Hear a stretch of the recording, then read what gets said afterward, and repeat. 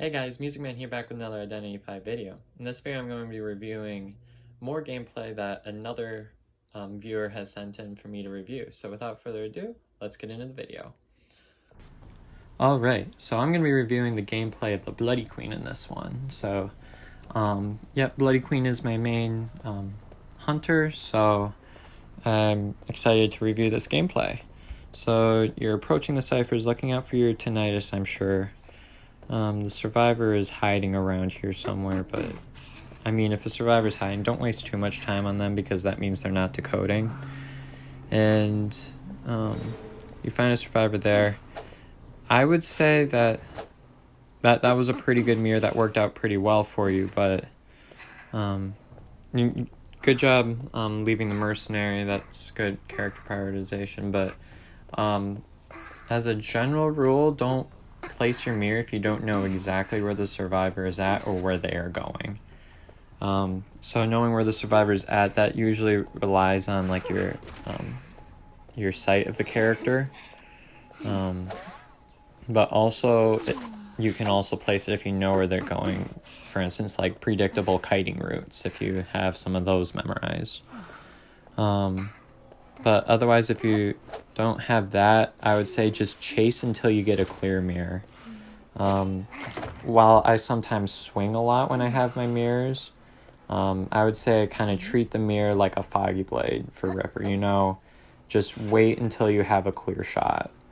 And so that would be another time. You got all this ground to cross with that placement of that mirror. I would say that you should have tried to place the mirror right on top of the survivor. And also, I know you don't have presence yet, but as a tip against mage, what you should do if they do an illusion like that, work in scenarios specifically like that, is to use the mirror rotation to try to get the direction that the survivor is going in, because some mages like to just continue running forward, some double back, and that one ended up doubling back and fooling you because you kept on going forward. So nice use of the mirror rotation. I would say with Bloody Queen, Berserker is not necessarily a must. I would say that pallet breaking speed is more important, in my opinion. Nice terror shock on the mercenary, that puts him in a tough position.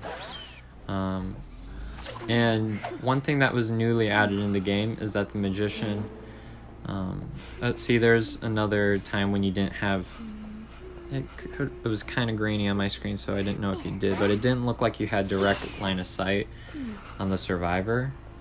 So I would say wait until you know where the survivor's at for placing the mirror image. As far as swinging goes, you don't need to be conservative about that, but when you use your mirrors, definitely wait until the right moment before you place. See, I think here is another example. Yeah, you don't know exactly. This is probably the best example of what I'm talking about. You don't see where the mage went to, and it ends up biting you a little bit because you need to use the mirror rotation, wasting more time, and ultimately you gotta wait 28 seconds for a better placement of a mirror. And you're doing it again. This one ended up working out better for you because you ended up being lucky there with it placing directly on the survivor, but that could have easily ended up like last time where you had to use like a mirror rotation to find the survivor afterwards. So unless you know that it's on the survivor, I would say wait until you have a clear shot. And that's going to be the general overarching theme here. Now, at 2 ciphers left, that makes disrupting the last... one cipher left. At this point, disrupting the cipher is far more important than camping. You have to disrupt that last cipher, even if it means leaving the mage. So